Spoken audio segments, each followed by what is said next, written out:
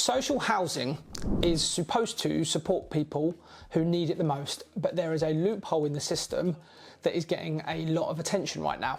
Landlords are charging sky-high rents, councils then get stuck with a big bill, and tenants are often left completely confused or unsupported. So today, I'm going to break down exactly what this is, what I'm talking about. You've probably heard of something called exempt accommodation before, but what is it really? Why can the rent be so much higher? Why is it quite controversial?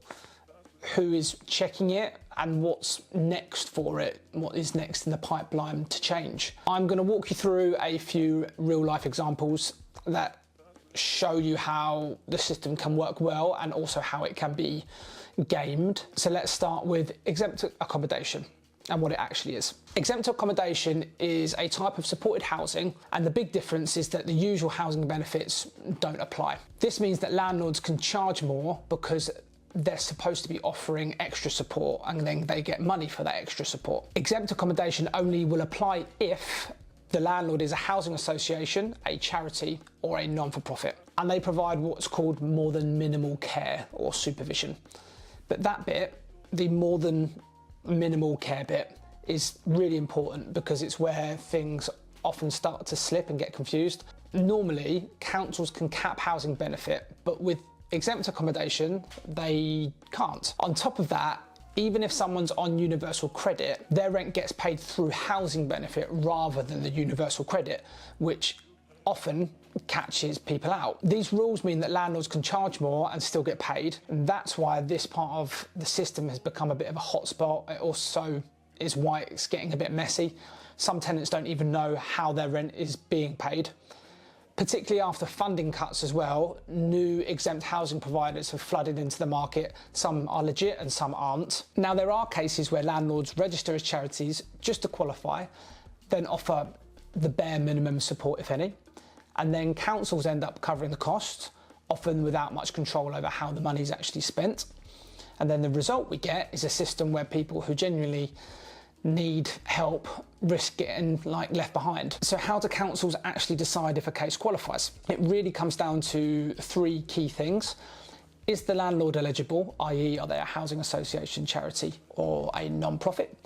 Is there actual care or support being provided, and is it more than the minimum or the minimal? Is the rent reasonable for the area? And if any of this doesn't add up, the council can then step in, but it's not always easy to prove, and the system's not really built for quick decisions like that. Here is what it looks like in practice though. Case one, a housing association that supports people with mental health needs. They will do weekly check-ins, budgeting help, staff on site, that sort of thing would qualify for exempt accommodation.